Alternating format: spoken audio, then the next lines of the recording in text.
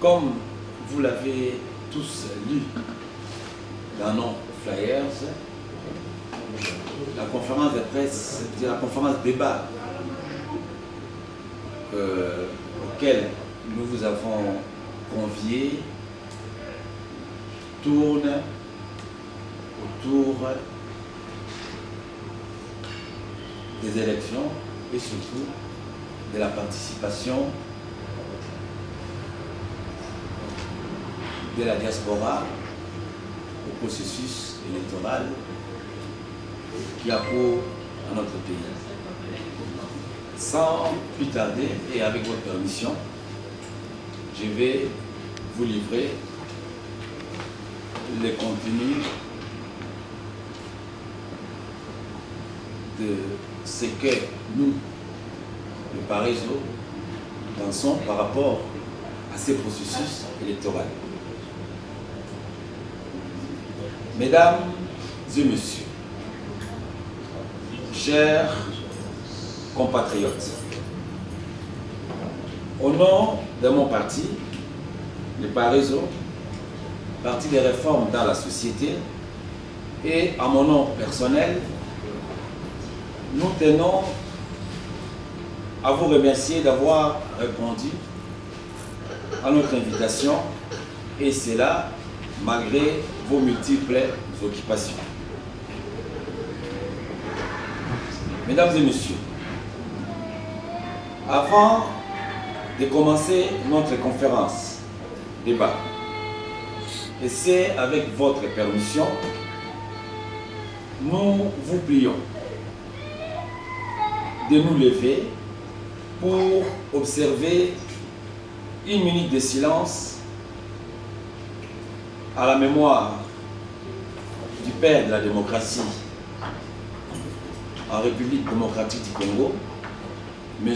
Etienne Tshisekedi Wamolumba, ainsi qu'à la mémoire de toutes les personnes qui meurent chaque jour dans notre pays pour défendre notre démocratie et notre constitution. Je vous prie de contribution.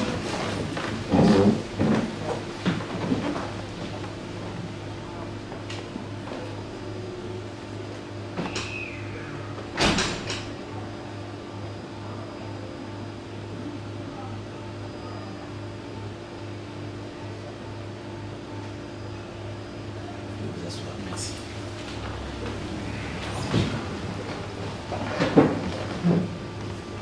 La conférence débat que j'ai l'honneur d'animer, c'est samedi 2 juin 2018, s'articulera autour du processus électoral en cours en RDC, de l'enrôlement et du vote des Congolais de l'étranger, donc de la diaspora.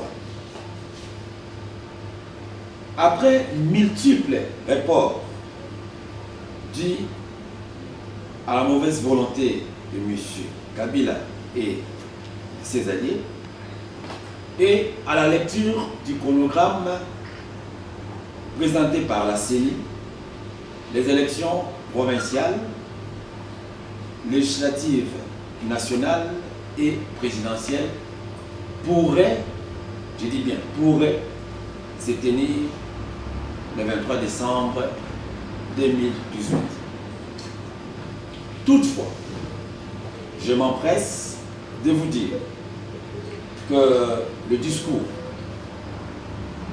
et le comportement du pouvoir de Kinshasa augurent de mauvais présages.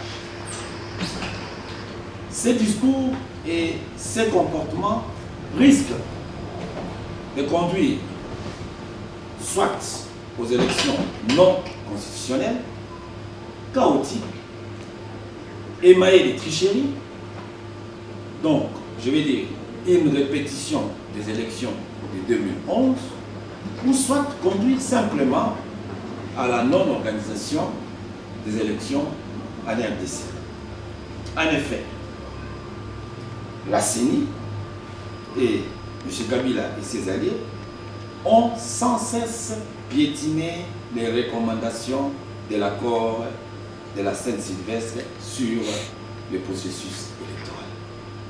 Premièrement, l'opposition politique n'a jamais été impliquée à l'évaluation de l'opération d'enrôlement des électeurs, alors que le point 1 du chapitre 4 de l'accord du 31 décembre le recommande.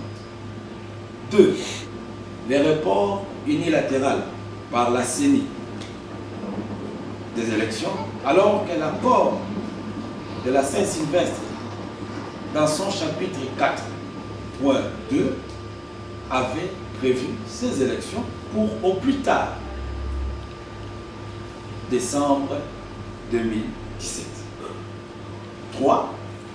Mise en place unilatérale par la CENI du chronogramme du processus électoral sans information de l'opposition, en violation du point 3 du chapitre 4 de l'accord du 31 décembre 2016. 5. La violation du point 5 du chapitre 4 de l'accord par le pouvoir qui refuse obstinément à l'IDPS de procéder au remplacement de son délégué au sein de la CENI, alors que d'autres forces politiques l'ont fait.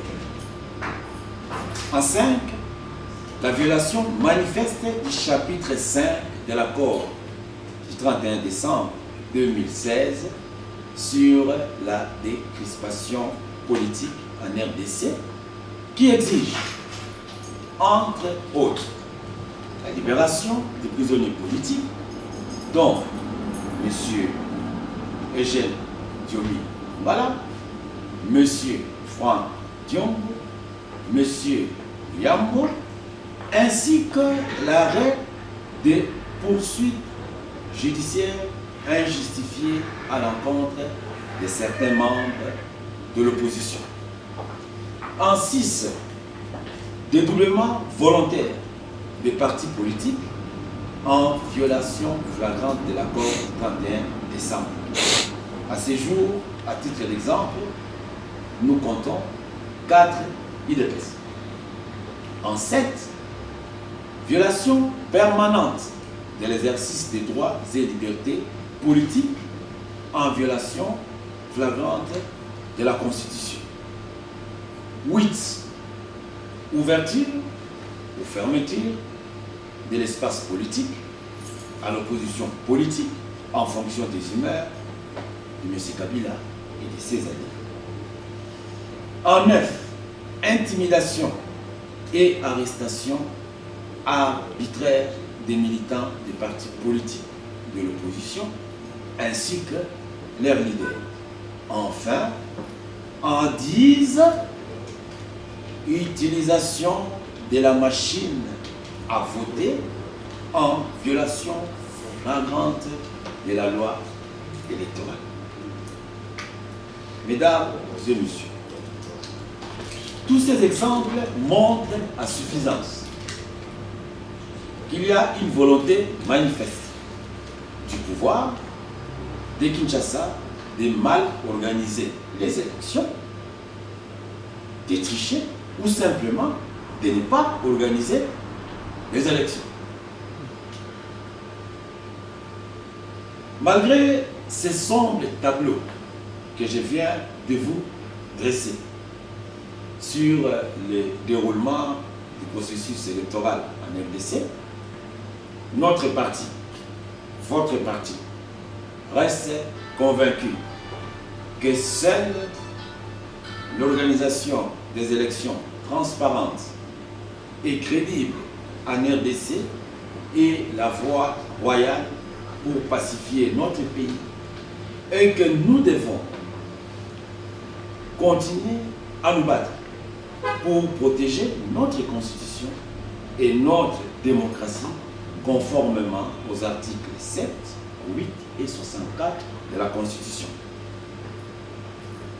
Les élections étant un droit reconnu par la Constitution et non un cadeau et confiant à la capacité du peuple congolais de lutter contre toute forme de dictature ou de tyrannie dans lesquelles notre pays s'est installé, nous demandons au peuple congolais, plus particulièrement à la diaspora congolaise, de se tenir prêt pour barrer la route aux ennemis de la démocratie afin d'avoir pour cette année en RDC des véritables élections transparentes et inclusives qui consacreront une alternative politique pacifique.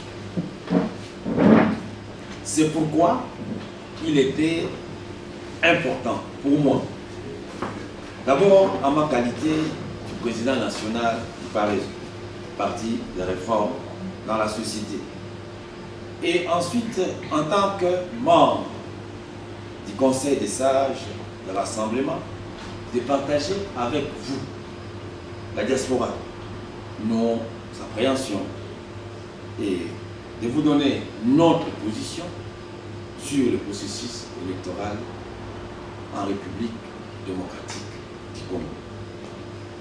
Mesdames et messieurs, produit de la diaspora, car c'est depuis 1978 que je suis arrivé en Belgique, ma seconde patrie, où je poursuivis toutes mes études, fondé une très grande famille et commencé mes premiers pas en politique. Aujourd'hui, acteur politique en République démocratique du Congo, en tant que président national du Parézo et, je l'avais dit, membre du Conseil des sages de l'Assemblement dirigé par Félix Tshisekedi, nous pouvons affirmer sans aucune hésitation que nous sommes à même de comprendre le rôle ô combien important de la diaspora dans le processus démocratique de notre pays et pour l'essor économique et surtout pour le bien-être de nos populations. En effet, sur le plan économique et financier, l'importance du transfert financier de la diaspora vers la RDC n'est plus à démontrer. Sur le plan politique, la diaspora congolaise, par ses actions, et l'ambassadrice qui relaie à travers le monde les aspirations du peuple congolais, la situation politique et sécuritaire désastreuse que traverse notre pays. À titre d'exemple, lors des élections de novembre 2011, qui ont été émaillées de tricheries, alors que la population congolaise était empêchée de manifester son mécontentement. On les a empêchés par toute forme d'intimidation, tir à balles réelles, avec de nombreux morts. C'est encore la diaspora congolaise qui a mobilisé la communauté internationale à travers ces manifestations. Sur le plan humanitaire et d'aide aux personnes, la diaspora congolaise, par ses actions, est une véritable opératrice humanitaire, car aujourd'hui, nombreuses associations de la diaspora congolaise viennent en aide à la population en RDC. C'est ainsi que la diaspora congolaise, comme tout Congolais, doit sans discrimination aucune participer au processus démocratique en République démocratique du Congo, dont une des manifestations sont les élections telles que consacrées par notre Constitution et nos lois. Malheureusement, fort est de constater que l'enrôlement de la diaspora, selon le chronogramme de la CENI est prévu du 1er juillet 2018 au 28 septembre 2018. Et donc, par conséquent, la diaspora congolaise n'est pas électeur et ne votera pas aux élections de décembre 2018. Alors qu'il s'agit d'une élection historique qui consacrera pour la première fois dans le pays les passages de flambeaux entre un président sortant et un président élu, en privant la diaspora de cette élection. Nous constatons simplement qu'il y a violation de la Constitution dans ces articles 12 et 13.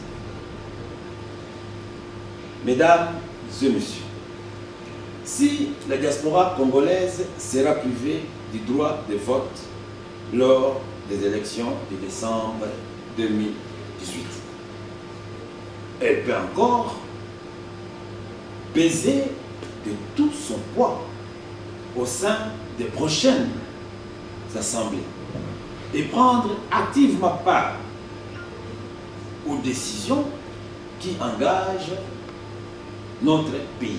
Donc, tout n'est pas perdu. C'est pourquoi notre parti, le Parézo, peut vous annoncer d'avance qu'il réservera des places aux Congolais de la diaspora sur la liste de ces candidats aux prochaines élections. Et d'ores et déjà lance un appel à candidature à tous ces Congolais de la diaspora pour figurer sur la liste des candidats du Parézo aux élections provinciales et législatives du 23 décembre 2018.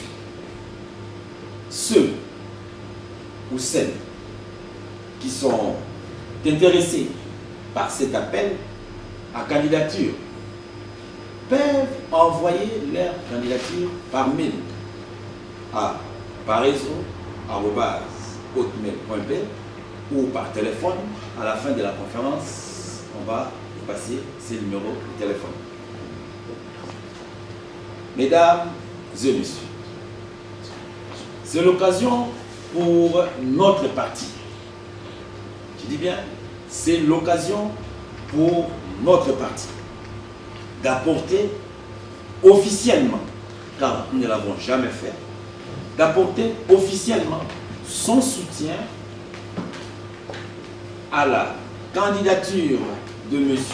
Félix Tshisekedi à la présidence de la République démocratique du Congo. Mais toutefois, j'insiste, toutefois, mon parti exhorte solennellement l'ensemble de l'opposition acquise au changement de se concerter pour se choisir un candidat commun pour les élections présidentielles à venir. À toute l'opposition politique et la société civile acquise au changement, nous vous demandons de garder la tête froide, car rien n'est acquis. Les chemins vers l'organisation des élections libres et transparentes en RDC, les chemins vers le triomphe de la démocratie et vers la victoire de notre candidat à l'élection présidentielle est encore long. Nous vous exhortons de ne pas être dans l'euphorie de la victoire, qui a déjà élu domicile au sein de certains partis de l'opposition. L'opposition républicaine doit rester vigilante et doit s'est mobilisé et doit sensibiliser le peuple congolais à la vigilance patriotique pour empêcher les ennemis de la démocratie de voler la victoire de notre candidat à la présidentielle, ainsi que la victoire de nos candidats aux élections législatives et provinciales du 23 décembre 2018. Enfin, mesdames et messieurs, je ne peux pas terminer mon adresse sans mettre à votre disposition quelques points de notre projet de société dénommé PDG, Plan de développement global du Congo sur la diaspora. En ce qui concerne la diaspora congolaise, le PDG proposera 1. Dès que nous serons au pouvoir, la suppression des visas pour tous les étrangers d'origine congolaise.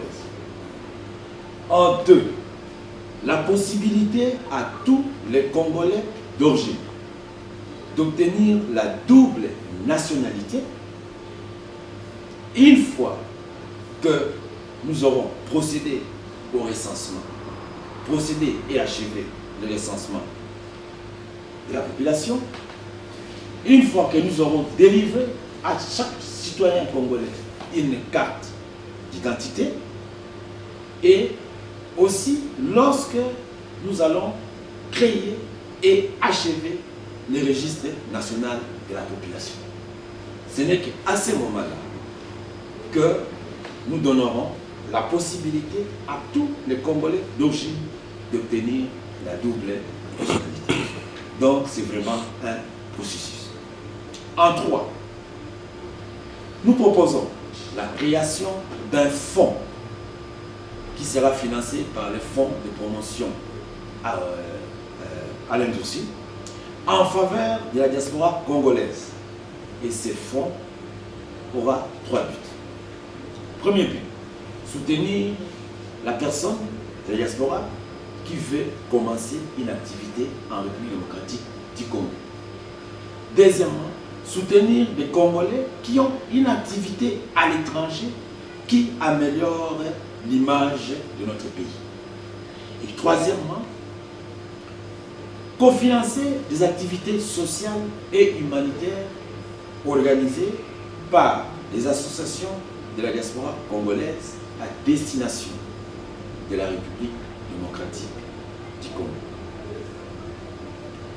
Mesdames et messieurs, mon parti et moi-même tenons à remercier très sincèrement toutes les personnes qui se sont sacrifiées pour trouver le moyen à l'organisation de notre conférence débat.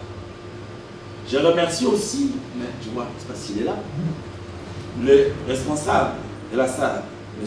Placide, et sa compagne, qui nous ont permis de tenir notre conférence débat en scellé. Voilà, j'espère que je n'ai pas été très long. Les quelques mots que j'avais à vous adresser à tous les membres de la diaspora. Je me tiens à votre disposition. C'est une conférence débat. Donc la primauté n'est pas donnée aux journalistes, c'est à tout le monde. Bien que les journalistes vont commencer bien avant, c'est ça la coutume. Mais après, on pourra vous poser toutes les questions. Voilà, je me mets à votre disposition. Moi, j'ai toujours eu l'habitude de dire que les stratégies politiques, tout comme les stratégies économiques, tout comme les stratégies sociales, ne sont pas statiques.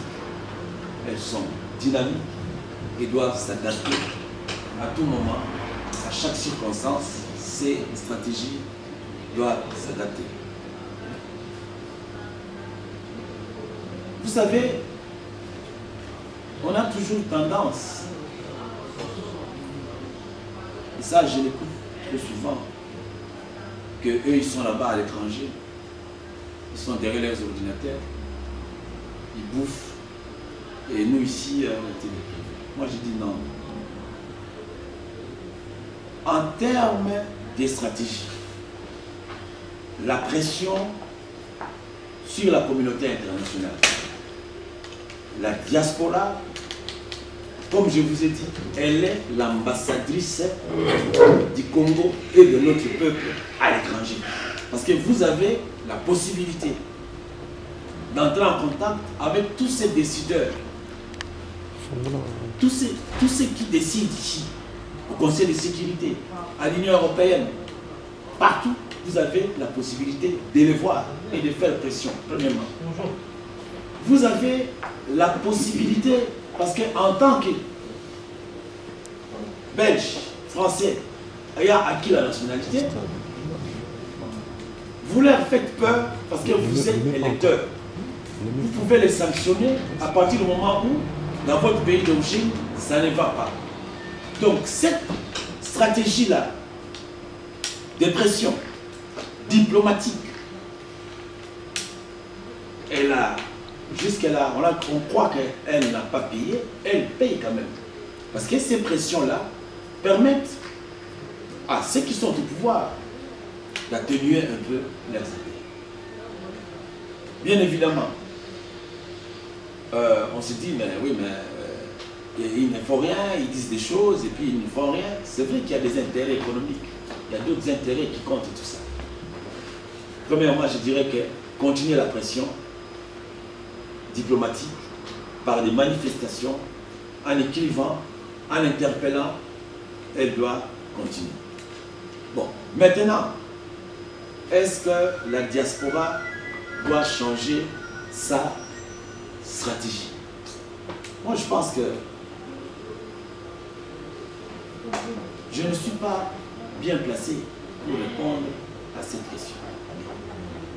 Mais simplement, ce que je peux vous dire, que la diaspora congolaise doit faire maintenant un effort, une fois que les passages politiques, diplomatiques passés, la diaspora congolaise, pour qu'on l'attende, doit maintenant, je crois, se constituer en force économique.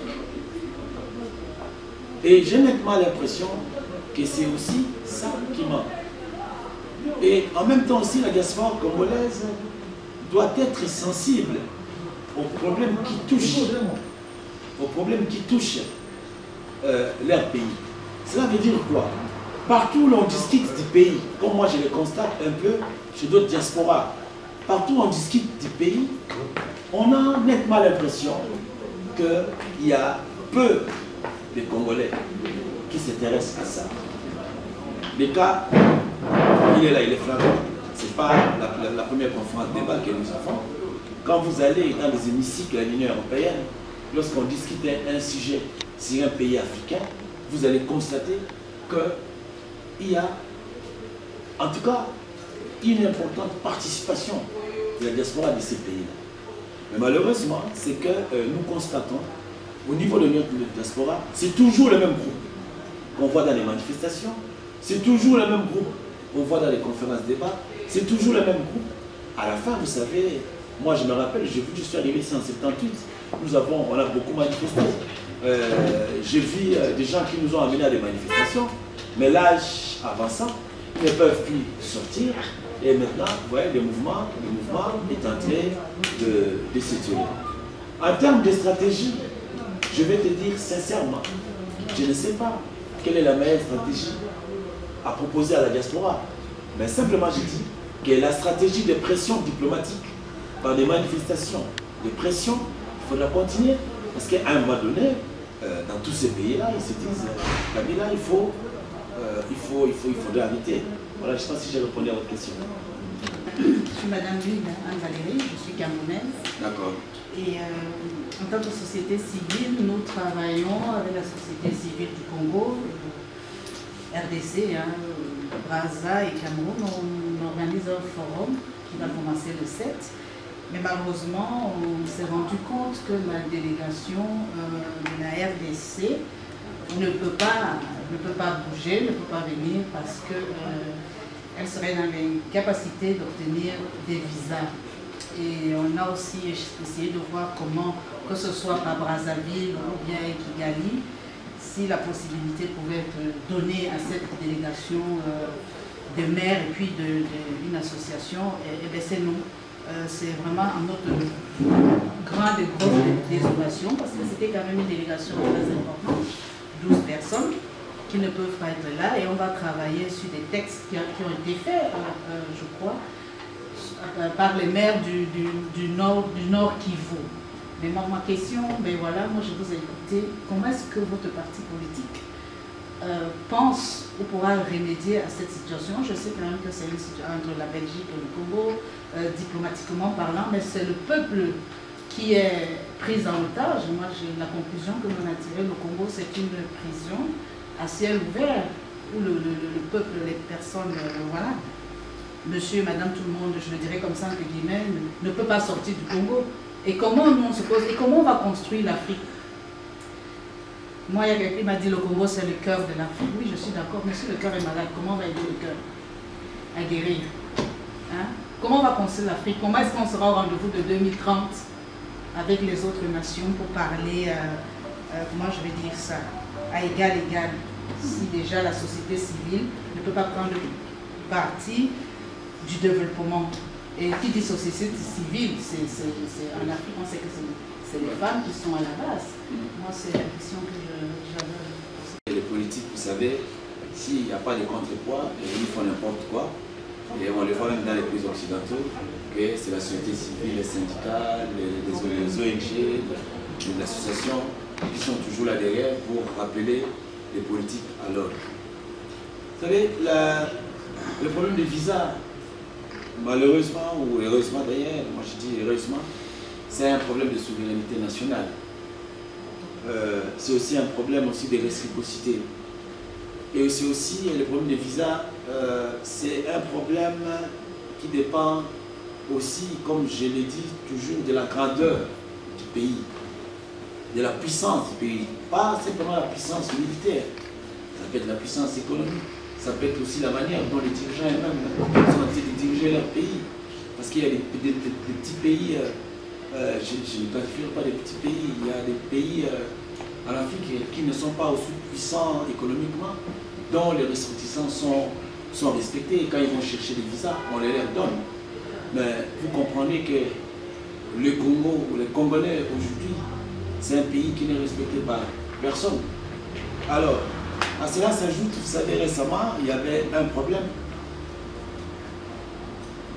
une froideur entre la Belgique et la République démocratique du Congo qui a amené à la fermeture de la maison Schengen. C'est le deuxième problème. Alors, et puis, troisièmement, il faut savoir qu'avec l'expérience du passé, entre parenthèses, les Belges, ou en tout cas les consulats et ambassades européens ou occidentaux ont une froideur pour octroyer les visas au sujet congolais. Mais moi je pense que pour des cas aussi importants où les femmes doivent aller débattre pour des sujets aussi importants, si nous avions un État qui était respecté, qui fonctionnait comme il faut, on n'aura pas du mal à avoir les visas. Mais malheureusement, la situation est telle que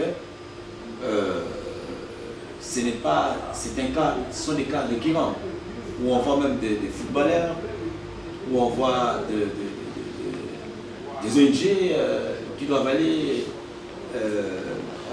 à des colloques internationaux sur les droits de l'homme, sur plusieurs sujets, à qui on refuse les visas. Simplement, je pense qu'il y a un manque de considération de notre pays, en tout cas par l'Occident. Et voilà, c'est tout ce que je peux répondre. En notre qualité, nous, en tant qu'opposants politiques, comme je dis, nous n'avons pas l'impérium, sauf bien évidemment. Et d'ailleurs, ça risque aussi, disons, de prêter à confusion, lorsque nous, de la classe politique, on se met à revendiquer l'octroi des visas pour les organisations de la société civile. Comme on dit au Congo, aujourd'hui, la limite, la ligne de démarcation entre la société civile et la classe et les politiciens, cette ligne de démarcation, on ne la voit pas plus tellement bien. Parce que vous remarquerez que ce qui était le fer de lance de la société civile lors de la conférence nationale en 1991, vous avez Pierre Lumbi, qui était, je crois, le président de la société civile à la conférence nationale en 1991, est devenu ministre. Ensuite, conseiller en matière de sécurité de M. Joseph Kabila. Et puis maintenant, il est revenu avec nous au niveau du rassemblement. Vous avez le ministre Bahati, qui était un fervent, qui était vraiment aussi le fer de lance de la société civile. Mais aujourd'hui, Bahati, je pense que c'est parmi les hommes au niveau de nos amis de l'autre d'en face, les amis de Kabila, qui est pressenti comme être un dauphin. Comprenez? Donc cette ligne de démarcation là au Congo, et ça aussi qui fait très mal, entre la société civile et la politique, la ligne de démarcation, on ne voit plus clair. Et c'est comme ça que vous voyez qu'aujourd'hui, lorsque l'Église catholique, elle seule a la capacité d'appeler la population pour sortir. Parce que c'est plus ou moins l'une des rares sociétés civiles qui reste encore non politique. En tout cas, pour votre question, moi, personnellement, tel qu'on se connaît, pour le moment, nous ne pouvons rien faire. La seule chose est que la situation, que nous arrivons à changer la situation, que nous prenions le pouvoir et que nous arrivons à changer la situation, on commence d'abord par respecter l'homme congolais, au niveau de la communauté internationale, que nous changeons notre image. D'ailleurs, c'est ça une des priorités, d'ailleurs, comme vous allez dire, le préambule de notre projet de société, de notre fait de route, le PDG, le plan de développement global du Congo. Le premier point de notre projet de société, c'est changer l'image du Congo et des Congolais. Et à ce moment-là, peut-être que tout le consulat, les ambassades auront des considérations envers les Congolais, ce qui n'est pas le cas pour le moment. Et malheureusement, des situations comme ça ne pourront que continuer si les choses ne changent pas dans notre pays. Avant d'être président du Parisot, j'étais quand même au PDC, le Parti démocrate social chrétien, qui était dirigé par Oufé Papa Idéo. Il me disait toujours, parce que moi j'étais brillant, il me disait toujours, fils, en politique, il faut être très pragmatique. Alors, moi, je lui dis toujours, ouais, le pragmatisme, c'est bien, mais lorsqu'il y a des gens qui meurent, moi, je ne sais pas comment on peut être pragmatique. Lorsqu'il y a des gens qui crèvent de faim, comment on peut être pragmatique. Mais c'est vrai qu'aujourd'hui, moi, je l'ai dit. Nous savons tous, je vous ai énuméré toutes les entraves, les contraintes qui sont mises volontairement en place pour ne pas organiser les élections dans notre pays. Mais aujourd'hui, même si on peut tout dire de cette communauté internationale dit, nous sommes d'accord avec le chronogramme publié par la CENI. Nous sommes prêts à mettre de l'argent pour l'organisation des élections. 450 millions, ils ont dit. Nous sommes prêts à mettre de l'argent.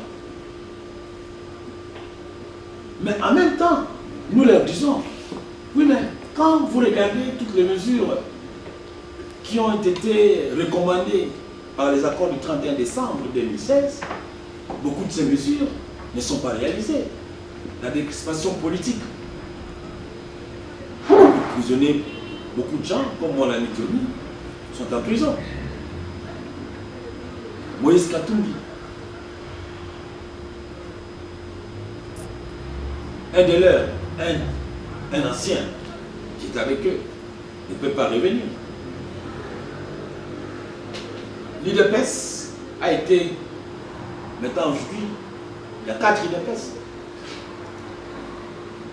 Mais on vous dit, il faut aller aux élections. Est-ce que c'est pour ça que nous ne devons pas préparer les élections? Moi je dis, il faut préparer les élections. J'étais au Sénégal quand le président Tshisekedi m'a envoyé, avant sa mort, aller voir Moustapha Niasse. Je lui ai dit, président, nous, on ne va pas aux élections. Il m'a dit, ah, vous allez partir aux élections? Il fallait dire au président, vous devez aller aux élections de 2015. En 2015, on avait prévu les élections provinciales. Et on dit à Moustapha Niasse, monsieur le président du Parlement, on va parler au Parlement. Il m'a dit, non, non, vous devez aller aux élections. Vous devez aller vous battre là contre la tricherie. Parce qu'en 2011, on était dans l'euphorie des élections, sans préparation aucune, je peux vous le dire. Et quand on a triché, maintenant, nous, on n'avait pas de preuves, vous pouvez dire qu'ils avaient triché. La seule preuve qu'on avait, c'était les PV des éducateurs, 30 000 PV sur 98 000 PV. 30 000 PV. Et ces PV, c'était les PV de l'Église catholique. Je dis simplement, tu as tout à fait, je suis d'accord avec toi. Il y a de fortes probabilités qu'il n'y ait pas d'élections. De très fortes. Et des présomptions. Et quand nous disons qu'il y a des présomptions, quand on écoute, on écoute le discours de M. Chadari, le secrétaire permanent du PPRD, quand on écoute les pauvres jeunes Birini qui est en train de faire sa thèse sur un droit constitutionnel et qui dit que Kabila n'a fait qu'un seul tour, quand on écoute tout cela, puis quand on voit, moi j'étais à Kinshasa avant de venir, j'ai vu le président M. Kabila aller inaugurer l'aéroport. Hier j'ai suivi qu'on a été inauguré, poser la première pierre des ports, si c'est un eau sèche, je vois aussi que j'ai vu eau sèche à Kasumbalesa, quelque chose dans ce sens-là.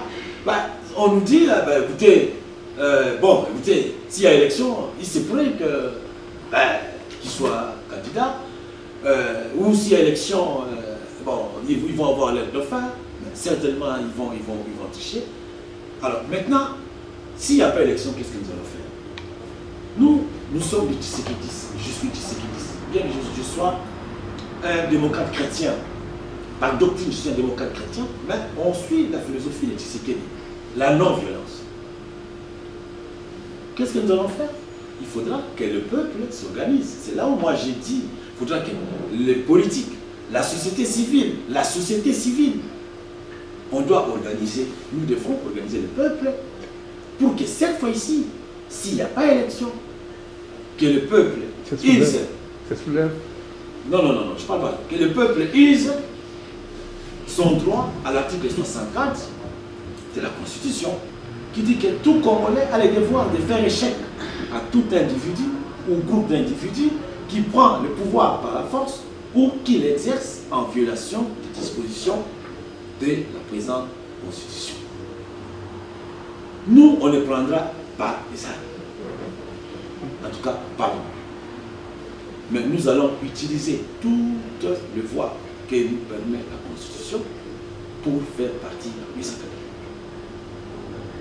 Alors maintenant, attention, comme moi j'ai dit, que l'opposition ne se dise pas, puisqu'ils sont en train de faire ça, nous on ne se prépare pas, et c'est ça, mes chers amis, moi je suis à Kinshasa, c'est ce que je vois, l'opposition est dans l'euphorie de la victoire.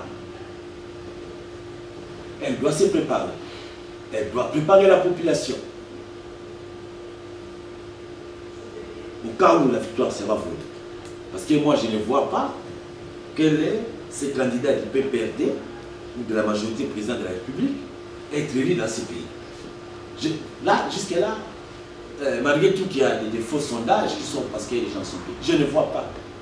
Donc, si maintenant il n'y a pas élection, mon frère, moi simplement je vais te dire, s'il n'y a pas élection, on va user de nos droits constitutionnels.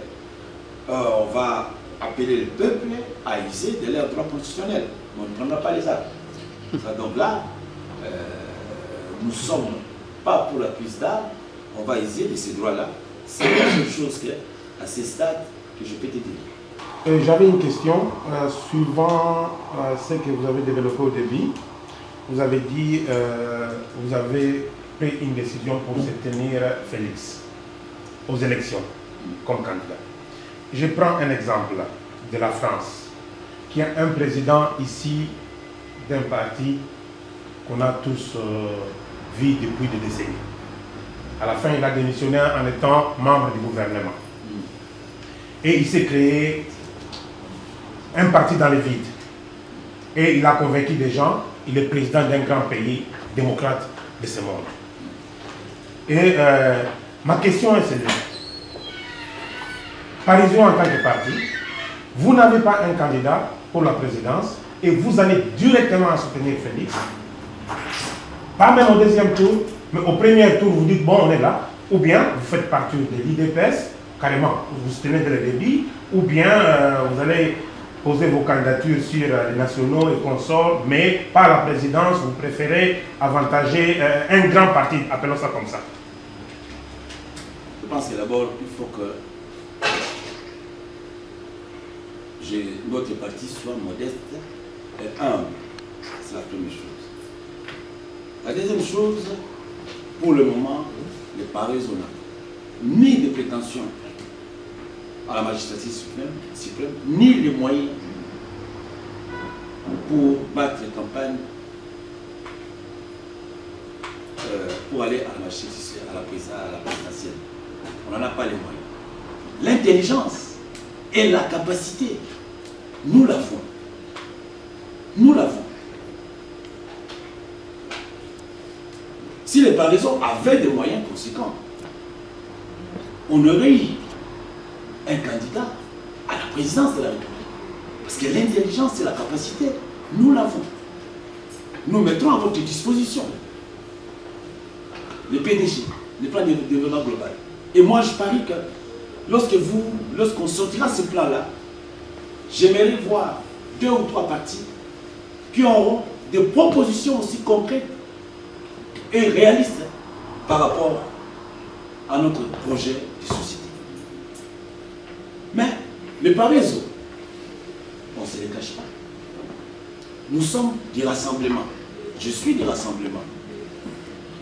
Et au niveau des rassemblements, ce sont des plateformes.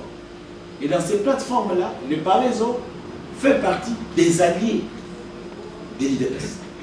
Nous sommes alliés à l'IDPS. Étant alliés, Félix Tshisekedi est candidat, nous le soutenons. Et je le soutiens personnellement. Mais j'attendais que le bureau politique décide. Le bureau politique s'est réuni et a décidé de le soutenir. Nous le soutenons. J'aurais pu soutenir Martin Fayulu, qui est un garçon très intelligent. J'aurais pu soutenir Martin Fayulu. Mais simplement quand je dis ceci, quand je soutiens Félix Tshisekedi, c'est parce que pour le moment, au niveau et du rassemblement et de la vraie opposition ou de l'opposition républicaine, il n'y a pas encore un candidat commun. Et c'est ce que nous demandons. Nous demandons qu'il y ait un candidat commun.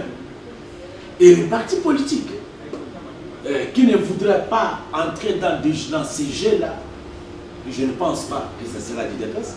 Parce que l'IDPS, ça fait depuis, je suivis encore M. Félix Tshisekedi aux États-Unis, il a demandé, il a rédit et rédit. J'ai suivi, quand j'étais à Kinshasa,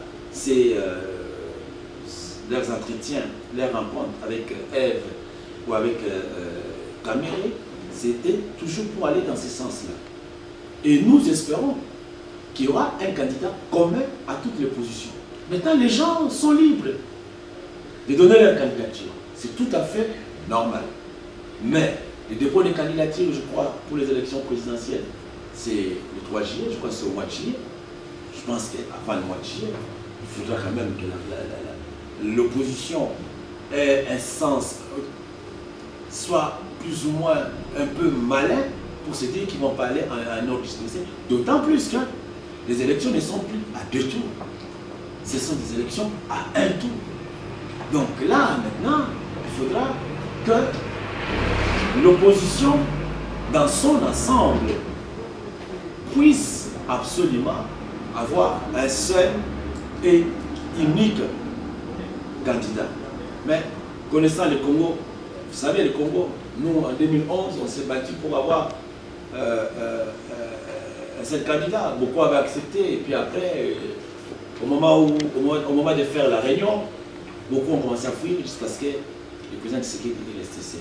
Simplement, ce que je voulais te dire, et je l'ai dit, le Paris, compte tenu de ses moyens financiers, et puis de son humilité, n'a pas pour le moment besoin d'avoir un candidat à la présidentielle. Le Paris, pour le moment, soutient la candidature de Félix Tshisekedi et nous attendons bien évidemment aussi que M. Félix Tshisekedi nous présente sa feuille de route pour le pays, son projet de société pour le pays. Parce que ça aussi, c'est nécessaire. Parce qu'il ne suffit pas simplement de dire Kabila, Kabila. On sait tout ce que Kabila fait. On n'a même pas besoin de le dire encore. Parce que même les enfants de 3 ans, 4 ans, 2 ans, même les vieilles mamans savent tout ce que Kabila fait. Donc tout le monde, on n'a pas besoin de répéter ça. C'est dont on a besoin maintenant. C'est que nous ayons des candidats qui viennent nous dire voilà, la situation économique est catastrophique, sociale elle est catastrophique, sanitaire elle est là, tout ça, tout, voilà. Ce que nous voulons faire, voilà ce que nous allons faire, c'est ce que nous voulons. Donc, pour le moment, les Parisiens, comme nous l'avons dit, soutient solennellement M. Félix Tshisekedi. On verra à l'avenir si l'opposition est assez intelligente. Elle devra se choisir un candidat commun que nous sommes, nous, les Parisiens, appelés à soutenir. Sans avoir mis sa feuille de route. Non, ça dit que, je dis ceci, le candidat que le Parisien va soutenir devra être un candidat commun.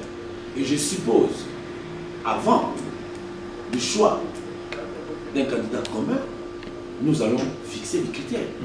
On ne venait pas me dire, choisissez Martin Fayulu, parce qu'il est de chez toi de Bandundu, il faut le choisir simplement comme ça. Je dirais non. Non. Il faudra, pour qu'il n'y ait pas de divergence, de malentendus, que l'on fixe des critères de choix.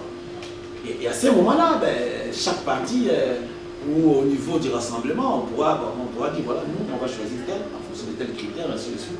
Et là, moi, je pense que c'est en quelque sorte un primaire à l'avance. Et voilà, comme ça, au moins, il n'y aura pas de rancune, de rancœur plutôt. Merci de votre question. Je profite d'ailleurs, avec votre question, pour rappeler à M. Nanga ce que je lui avais dit lors de mon enrôlement à Kinshasa. Je lui rappelle d'abord que il y a une nouvelle doctrine au niveau de la Cour pénale internationale. C'est ce qu'on appelle la responsabilité pénale individuelle. Je répète bien, la responsabilité pénale individuelle. C'est-à-dire que si demain après les élections, il y a des morts, des troubles, parce que M. Nanga a mal organisé les élections, je le répète encore, M. Nanga sera pénalement responsable et individuellement.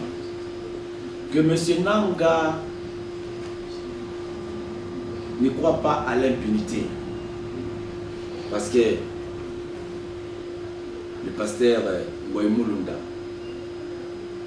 n'a pas été puni. C'est parce que l'abbé Maloumal n'a pas été puni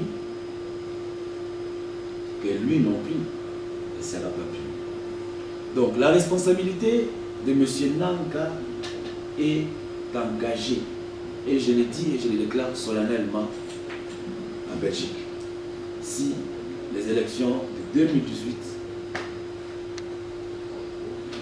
sont une répétition des élections chaotiques de 2011. Vous avez tout à fait raison. Et moi, je l'ai toujours dit. Vous êtes encore gentil quand vous parlez que la CENI était féodée. Moi, j'ai toujours dit... Inféodé la présidentielle. Ouais, vous avez dit, vous êtes encore gentil. Moi, je dis simplement, la CENI et M. Nanda sont la boîte de résonance ou la chambre de résonance du PPRD et de l'ENSA. Donc, connaissant cela, c'est la raison pour laquelle je vous ai dit qu'il y avait des entraves. Nous sommes conscients que si les élections sont organisées maintenant, de cette manière, dans le même processus, les élections seront chaotiques et émaillées de tricheries. Nous sommes pris, nous sommes entre l'enclume et le marteau. D'un côté, la communauté internationale vous dit non, vous devez respecter ces chronogrammes. Vous avez voulu un chronogramme, ils ont donné le chronogramme des élections, mais nous leur disons, mais il y a des mesures qui, au niveau de l'accord du 31 décembre, qui ne sont pas respectées, parce que nous avons demandé, entre autres, la restructuration de la CENI. Nous avons demandé le contrôle de la CENI. Mais rien de ça, et ils le voient, ils le savent, ils le connaissent. Rien de tout ça n'a été fait. À titre d'exemple, le rapporteur de la CENI, qui est ici de l'IDPS, je ne vais pas citer son nom, de peur que dès que je rentre, que je sois arrêté pour diffamation. Le rapporteur de la CENI, il est de l'IDPS. L'IDPS a demandé que l'on change de rapporteur. Les joueurs, les MSC, l'INC et même le PPRD. Parce que c'était 14 jours après la signature, ils devaient envoyer le nom de leur délégué. La signature, des accords du 31 décembre 2016. Mais jusqu'à ce jour, on ne veut pas, on n'autorise pas l'IDPS d'échanger les rapporteurs. Or, connaissant les rôles ô combien importants que jouent les rapporteurs au sein de la CENI, alors comprenez. Donc nous sommes conscients. Mais par rapport à ça, moi je dis simplement, je n'appelle pas la population, je n'appelle pas le peuple pour leur dire prenez les armes. Non, je ne le ferai pas. Je n'ai jamais fait, je ne le ferai pas à partir de la régie. Simplement, je dis aux politiciens d'être sur leur garde, de changer les stratégies, parce que nous avons la mauvaise expérience de 2011, de changer les stratégies, tous ensemble, de voir comment est-ce que nous pouvons éviter la tricherie. Vous savez, dans plusieurs pays, je vais prendre deux exemples.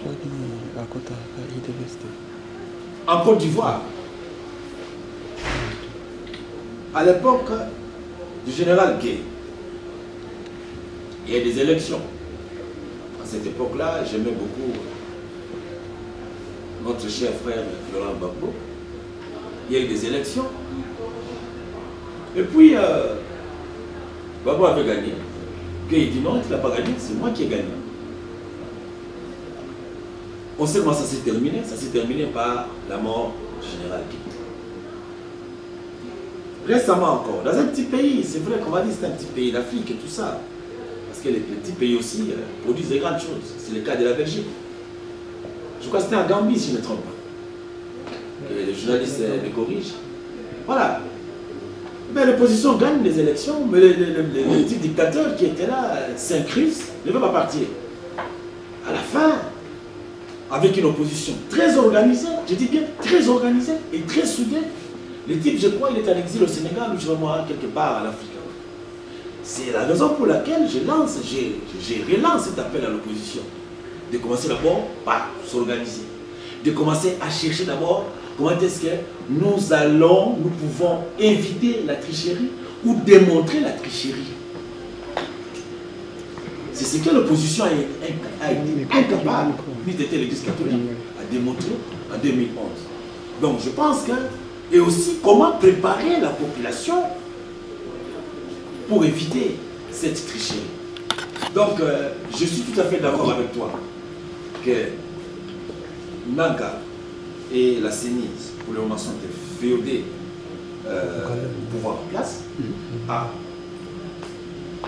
Vaut mieux ne pas les connaître, puisque nous les connaissons. En 2011, peut-être on a été un peu naïf.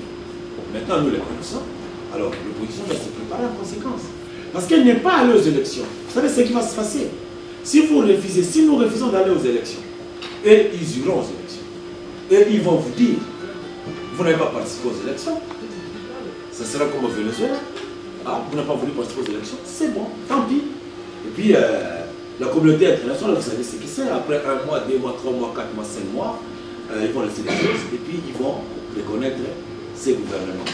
Ils ne vont jamais reconnaître un gouvernement de l'opposition. Parce que, mis à part l'exemple de Chiang Kai-shek, où en 1934 on a reconnu un gouvernement, on n'a pas reconnu le pouvoir de Mao par l'ONU. Maintenant on ne reconnaît plus le gouvernement.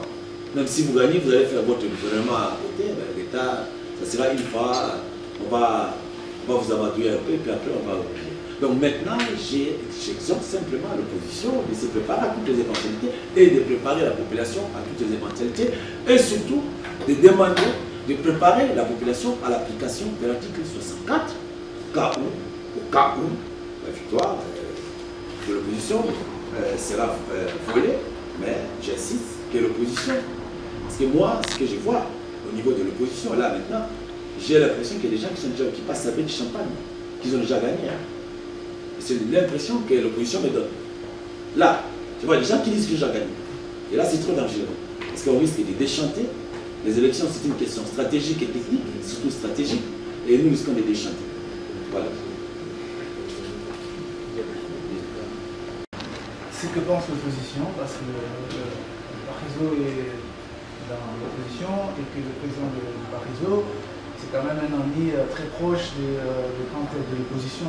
Très proche, c'est vraiment, nous savons, nous les journalistes, qui sont très proches de ce point-là. Qu'est-ce que vous dites quand vous êtes ensemble par rapport à l'envolée du PPRD aujourd'hui, qui utilise, je prends ça sur moi, l'argent du Congo pour faire sa campagne, aller partout avec des avions. Ils ont même acheté 2 avions. En ce moment-là, l'opposition n'est qu'à Kinshasa, il parle aux gens, mais à l'intérieur, c'est pas connu.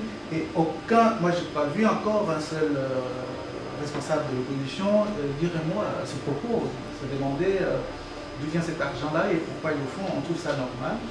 Et je me dis, comment on va arriver à cette préparation de la population? Ce sera en dernière minute ou quand? Ça c'est ma première préoccupation, et ma deuxième préoccupation est un peu banale, c'est par rapport aux couleurs qui sont sur le logo du Barroso. Si vous pouvez en dire quelques mots. Parce que bon, est-ce qu'il y a des acquaintances avec le mouvement de formateurs? C'est juste... Vous savez, en ce qui concerne le comportement des PPRD et de ces alliés qui sont déjà en campagne, si vous êtes à Kinshasa, vous allez voir les drapeaux du PPRD partout. Vous allez voir les drapeaux du parti de Bahati partout. Ils sont partout, ils sont déjà en campagne.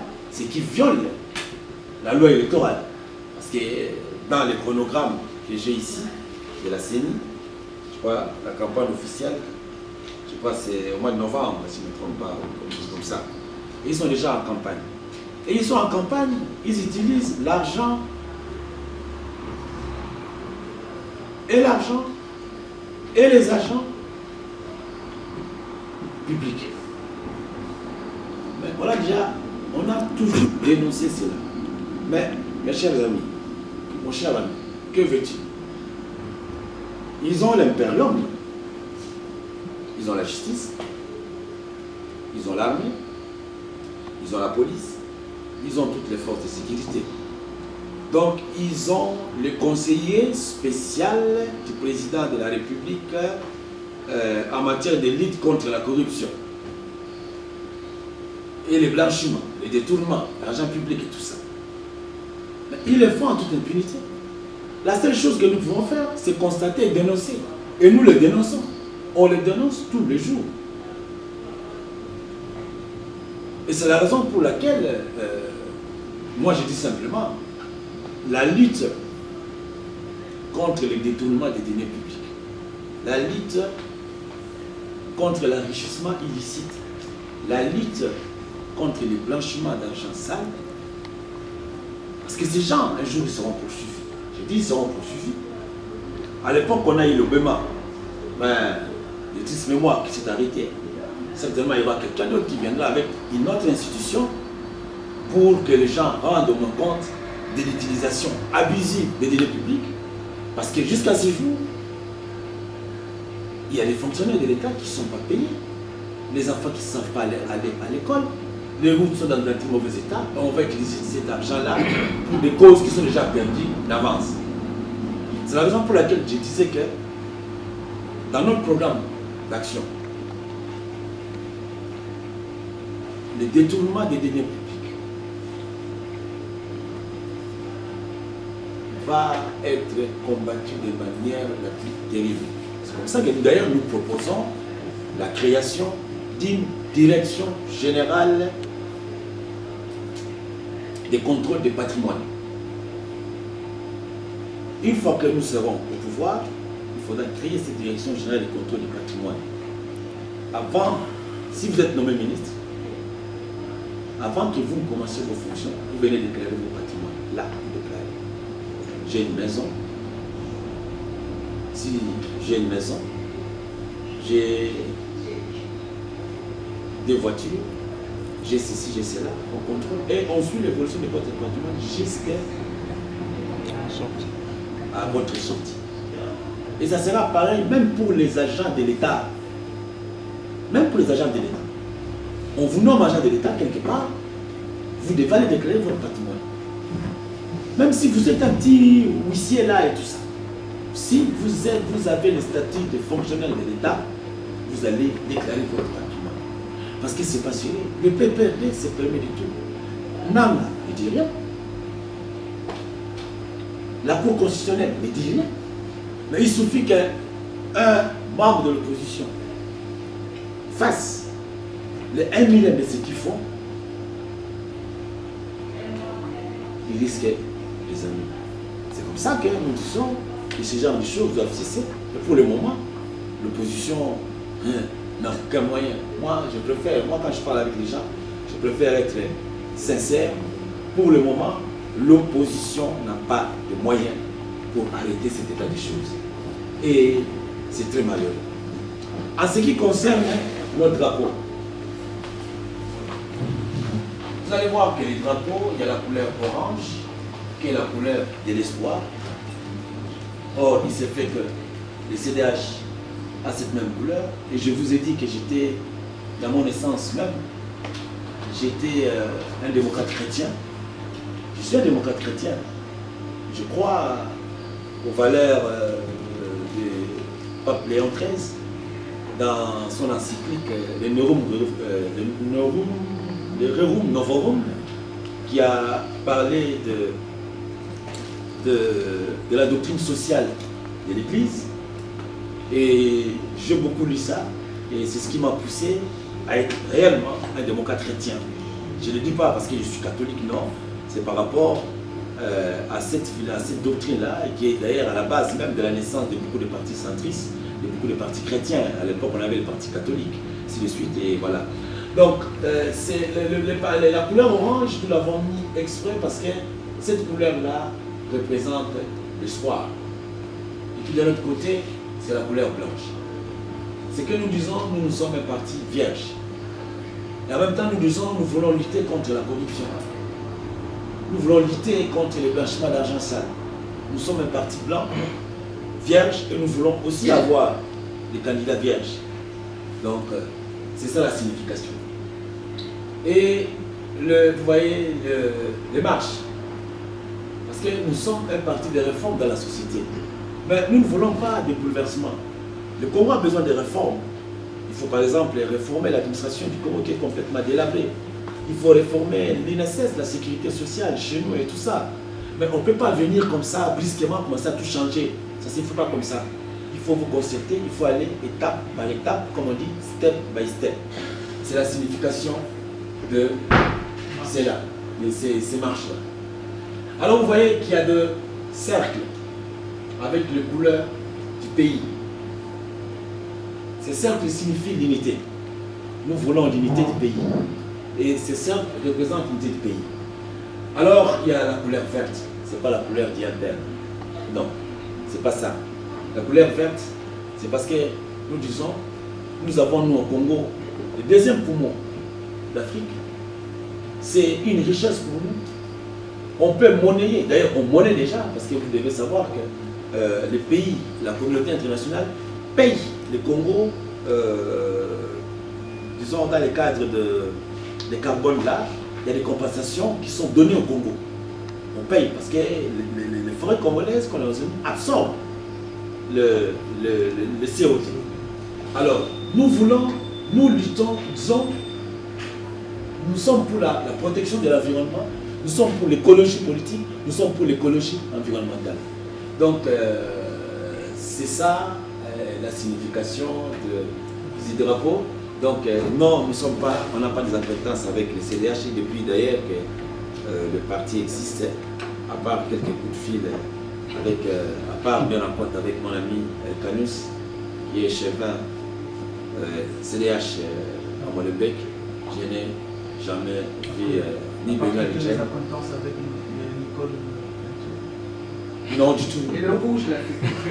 Les rouges, c'est la couleur des drapeaux congolais.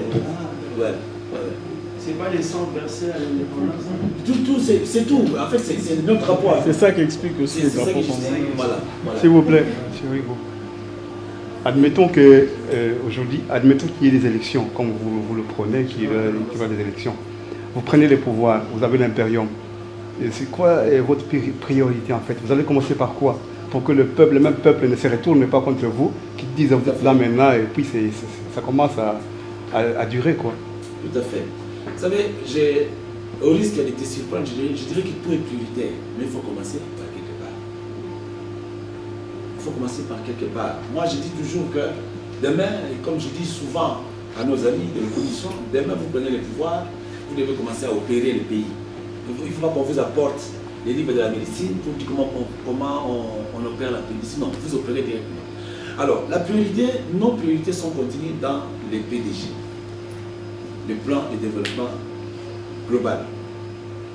La première priorité d'abord pour ce pays-là,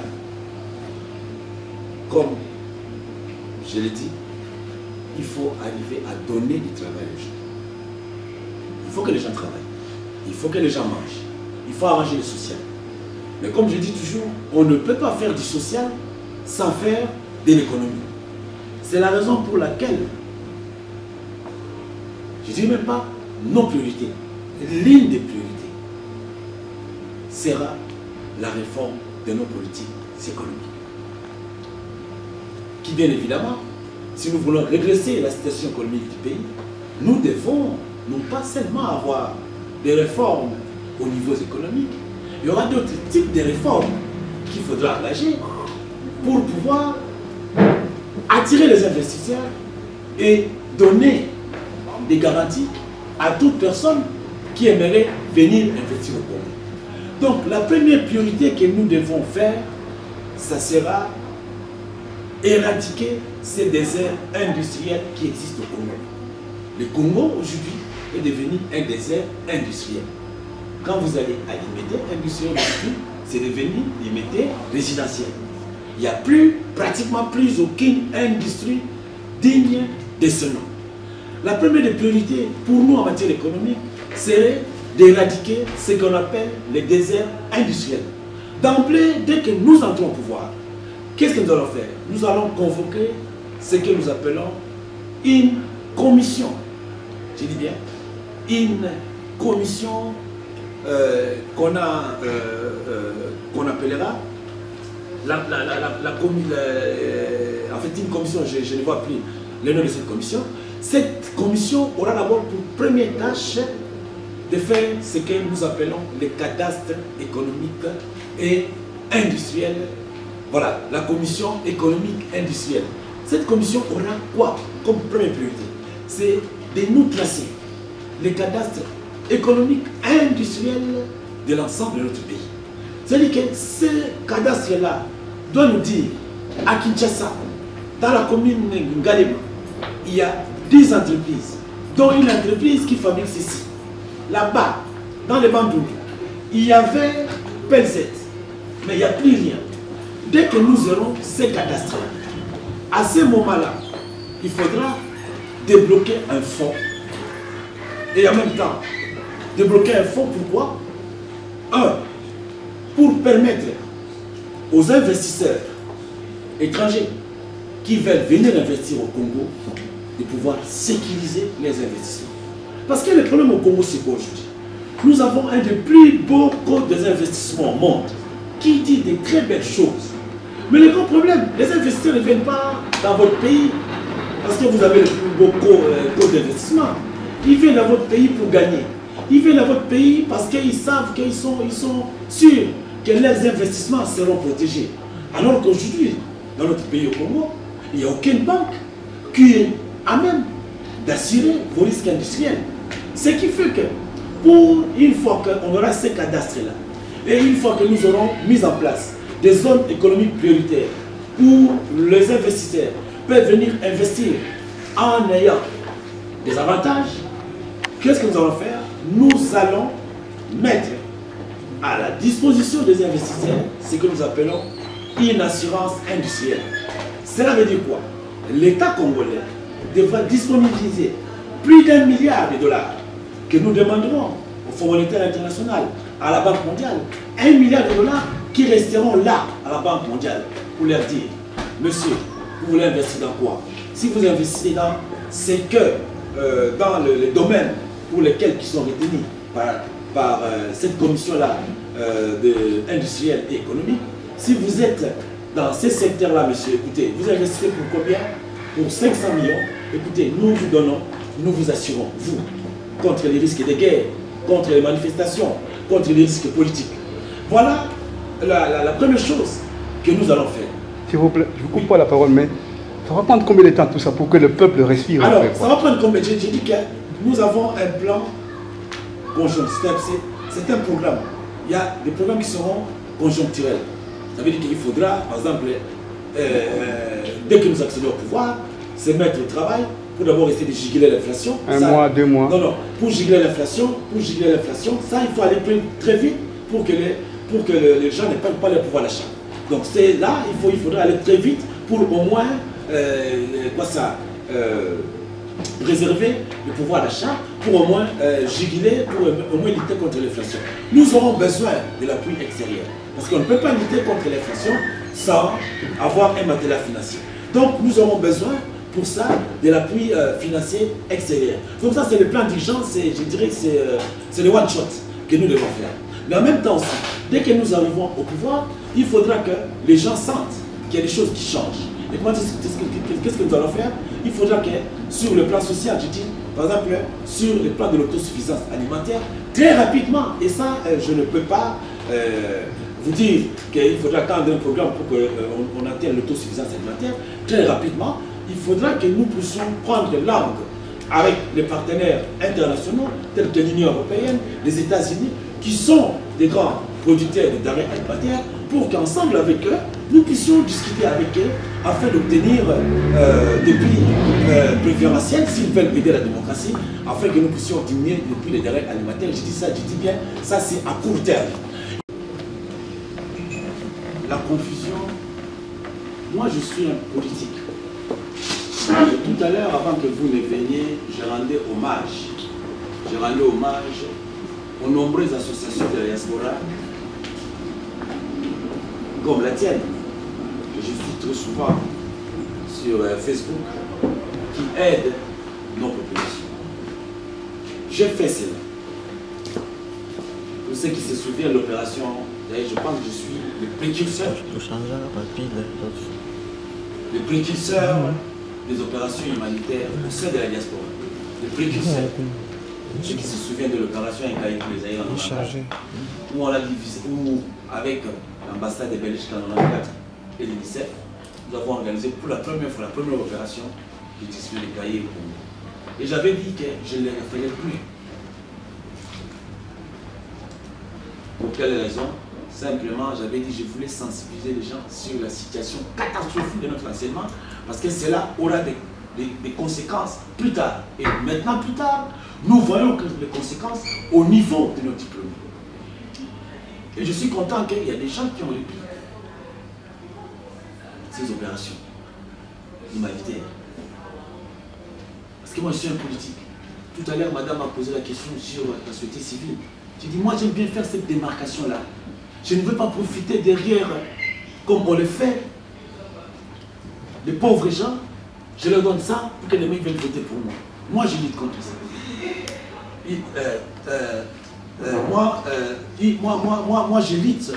Moi, je lutte contre ça.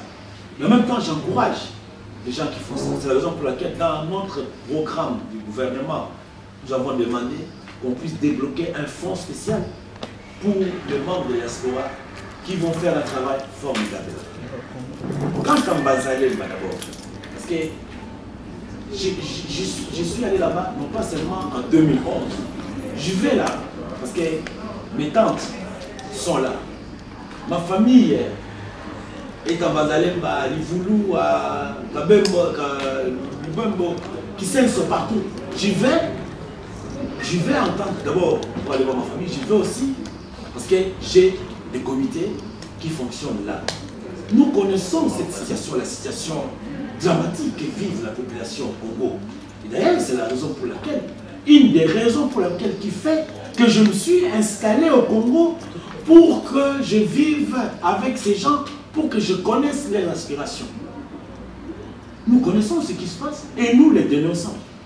Mais malheureusement, moi je dis, ce n'est pas à nous de l'opposition aller faire le travail à la place de l'État. Parce que les gens payent l'impôt. L'État perçoit les taxes pour aider, pas pour aider, pour travailler pour ces gens-là. C'est même pas une aide. L'État doit travailler pour ces gens-là. Il ne le fait pas. Donc notre rôle est de pouvoir sensibiliser la population. Pour quelles raisons cette population se trouve dans cet état. Alors quant au discours, moi je dis, on ne fait pas les discours. Moi j'aimerais que demain, ou après-demain, que nous sortions notre projet de société, notre feuille de route. Nous le comparons avec la révolution de la modernité, les 5 chantiers qui n'avaient un programme, qui n'avait aucun objectif, à part un objectif populiste et démagogique, et on en voit les conséquences. Le plan de développement global, mes chers, nous vous avons dit, c'est un plan réaliste. Et dans ce plan de développement global qui comprend plus ou moins 50 pages, nous détaillons chaque action que nous voulons mener pour le Congo et en combien de temps. Quand nous disons qu'il faut réindustrialiser le Congo, nous disons comment il faut le faire. Quand nous disons qu'il faut combattre le chômage, nous disons comment il faut le faire. Quand nous disons qu'il faut réformer l'administration, nous disons comment il faut le faire. Quand nous disons nous voulons une autosuffisance alimentaire, nous disons comment il faut le faire. Quand nous disons qu'il faut redynamiser les provinces pour en faire des véritables agences économiques, pour qu'ils participent au développement de notre pays, le refinancement des provinces, nous disons comment il faut refinancer les provinces. Quand nous critiquons la décentralisation, que c'est une histoire qui est mal faite, nous le disons. Donc ce n'est pas... nous changeons, oui nous changeons. Nous disons nous changeons. Simplement, un beau jour, en tout cas dans les jours à venir, le Paraison va présenter son projet de société. Nous allons le présenter et à ce moment-là, nous aurons le débat. Il faut le dire, c'est parce qu'au sein de l'opposition, il y a des problèmes. Il y a un problème de gestion des ressources humaines. Et ils s'en vont. Alors que voulez-vous que moi je fasse? Moi je dis, moi je suis là. Et je vous dis aussi, en politique, ne venez pas dans un parti politique, c'est parce qu'il y a un quota que je le connais. Venez dans un parti politique pour des questions de principe. Et je vous dis autre chose. Et ça, c'est l'ambassadeur Mouchego qui me l'a dit. éviter de sacraliser les individus. Il faut sacraliser les principes. Parce que si vous sacralisez l'individu, le jour que moi, plus tard, je me dis, bon, maintenant, écoute, voilà, mes enfants, mes petits-enfants, moi, je n'ai pas de villa à Kinshasa. Écoutez, mon cher Carly, tu es beau, tu es mon cher, moi, je vais l'argent de Kabila, je prends mon argent. Tu vas être déçu de tous les politiciens. Mais c'est parce que toi, vous voulez suivre le principe, tu as suivi Kouta. Vous comprenez? Nous autres, on est passés par plusieurs étapes. Hein. J'étais porte-parole de l'Union sacrée de l'opposition. Ici, j'étais le chef de Félix. Parce que j'étais le porte-parole de l'Union sacrée de l'opposition. On était avec tous ces gens qui sont avec Kabila. Même certains qui occupent des fonctions stratégiques chez Kabila. On les a fait partir. Et puis chaque fois, quand tu les vois avec ta femme, tu sors du métro, tu les vois là avec une grosse manière. Ah, ta femme te regarde. Au moins, hein? Pas. Tabanika. Tu vois? Donc moi je dis, il faut la politique, elle est comme ça. Aujourd'hui, regarde, moi je suis content. Je regarde une conférence de presse. Là-bas, on a donné 50. On m'a acheté ma veste. On m'a donné ceci. Donc les gens qui me soutiennent. Mais malgré tout cela, je peux demain dire, votre soutien, moi là-bas, vous donnez ici vos 100 euros, vos 50 euros, je vis bien avec ça, je peux payer mon loyer, tout ça. Là-bas, on me propose 100 000. Moi, je regarde ma fille aînée là-bas, je dis, voilà, je regarde là-bas, je dis, non, je dis simplement, mon frère, il est impossible. Il est impossible de contrôler qui que ce soit. Et surtout, l'opposition congolaise, qui fait la honte, je dis bien, qui fait les hommes politiques congolais, qui font la honte de l'Afrique. J'ai dit, et du monde entier. Nous sommes la risée de tout le monde. C'est la raison pour laquelle plus personne ne comprend plus rien à ce qui se passe au Congo. Et nous avons le devoir, tout justement, de venir redresser la situation. C'est parce qu'il y a un, je vais atterrir par là, c'est parce qu'il y a un syndrome de Stockholm qui s'est créé. Cela veut dire que les bourreaux sont devenus des victimes. Par rapport à la population. Les bourreaux qui sont là sont devenus des victimes. Le président Élie est décédé. J'entendais. Ah mais maintenant, à cause de lui, maintenant on est malheureux. Oui, il n'a rien fait. On est malheureux et tout ça. Ah non, c'est parce que la population vous voit aller comme des papillons, des opportunistes. Comme Dutron l'avait chanté, il faut écouter la chanson de Dutron, l'opportuniste. Et là, vous allez comprendre, c'est ça, l'homme politique congolais. Donc je vous recommande d'écouter la chanson de Dutron, l'opportuniste. Voilà, c'est ça même, l'homme politique congolais. Alors nous allons, il y avait une question sur le Congo. On pose la question à Louis Michel, plutôt à Didier Reynders. Je crois qu'il était ministre des Affaires étrangères. On lui dit oui mais tout ça, il ne faut pas reconnaître. Louis Michel ne veut pas reconnaître la figure de Kabila. Louis Michel nous dit, il dit ceci. Mais c'est ce qu'il a demandé aux députés de l'IDPS de ne pas siéger. S'ils ne vont pas siéger, je pense que nous pourrons aller dans ce sens-là, sans dire dans ce sens de ne pas les connaître. Mais je vous dis, connaissant les hommes politiques congolais, les députés de l'IDPS vont aller siéger. Et quelques temps après, on a vu tous, ils ont été siégés, ils sont partis. Et ces jours, ici, là, avant que je vienne, ils sont venus pour demander pardon à Félix, pour qu'on les réintègre au niveau de l'IDPS. Vous voyez, c'est ça hein, l'opposition. On part, on vient, on part, on vient, parce qu'on sait que l'impunité, c'est dans notre pays. On peut voler l'argent, on part, puis on va revenir. On peut faire n'importe quelle bêtise, on part. C'est ça l'impunité, c'est dans la tête. Donc, je disais, oui, il y a des gens qui accompagnent le pouvoir. En même temps, mon frère, moi, je vais te dire, je ne dis pas que, comme je vis au Congo, je connais tout. Nous sommes des joueurs, vous êtes des spectateurs, parce que vous voyez toutes nos fautes. Vous voyez mieux les fautes que nous. Vous avez tout à fait raison. Mais je vous dis simplement, aujourd'hui, la seule voie qu'il nous reste pour nous, les pacifistes, nous devons utiliser tous les atouts de la Constitution et des lois. Et au besoin même, ne me traitez pas d'un capitaliste. Et au besoin même, il faut parler avec Kabila. Moi, j'ai dit à la télévision Congo, j'ai dit, tous ces gens qui disent qu'il ne faut pas parler avec Kabila, il faut parler avec M. Kabila. Même s'il faut aller lui dire en face, que vous, on ne vous aime pas, Il essaie. Vous n'êtes pas président, il faut aller le dire, il faut parler avec Kabila. Et le dialogue avec M. Kabila, en tant que responsable politique, tout ne peut pas se dire dans la rue. C'est les colloques singuliers. Il y a de ces choses qu'il faut dire à M. Kabila. Il y a de ces choses qu'il faut agir avec M. Kabila. Pour lui dire qu'il doit partir, pas pour aller se compromettre. Je vous dis, il y a de ces gens qui viennent nous dire que X, Y, Z va parler avec M. Kabila. Mais lui-même, la nuit, il se transforme en femme. Il va parler avec M. Kabila, il prend son argent. Mes chers amis, le pragmatisme politique, quand vous apprenez, c'est ça la diaspora aussi. Souvent on dit, bah, comme vous savez, Kabila.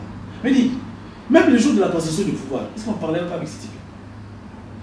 C'est maintenant. Et d'ailleurs, il va de notre responsabilité de parler avec M. Kabila pour lui dire qui doit partir. Et ce n'est pas nécessairement que ce soit Félix. Ce n'est pas nécessairement.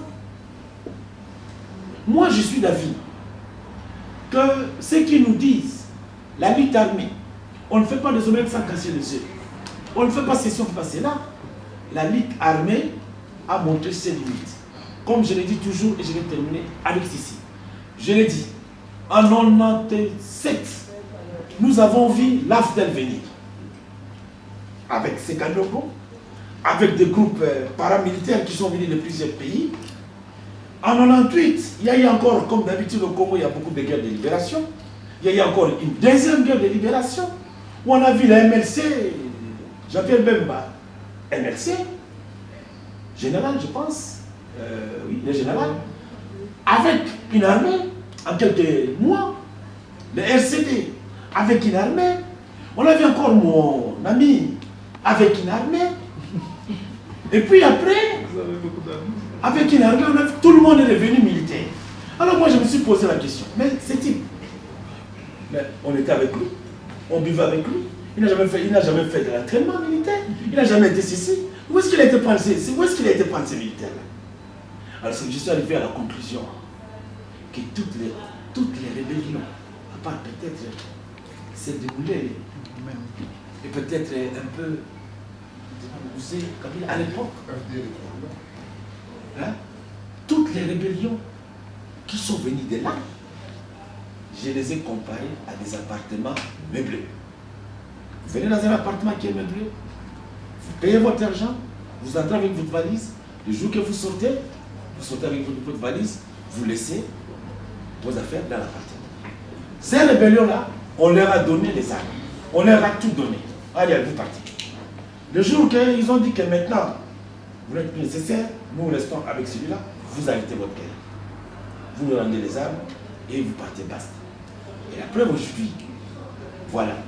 Si ces rébellions-là avaient des armées structurées, avaient des militaires structurés, au moins pour la partie Est, vous avez les AFDEL qui violent les femmes, qui tuent nos populations, si c'était des vrais Congolais. Mais cette histoire-là, puisqu'ils sont là-bas, éparpillés, ça sera terminé.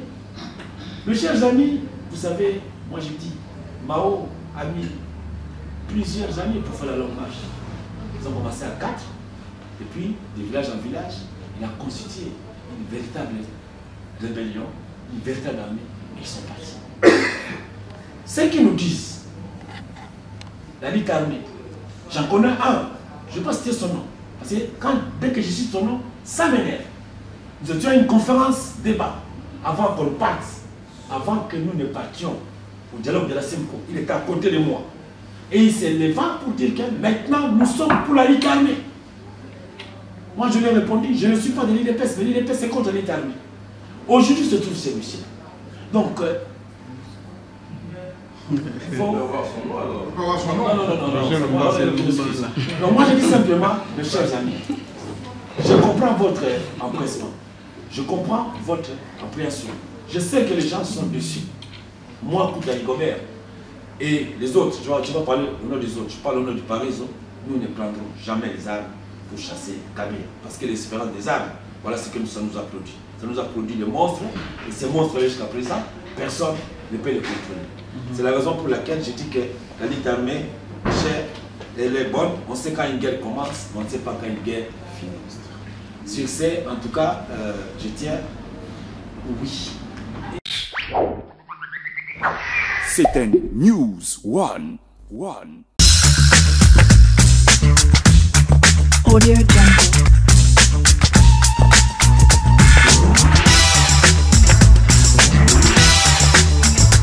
Audio Jungle.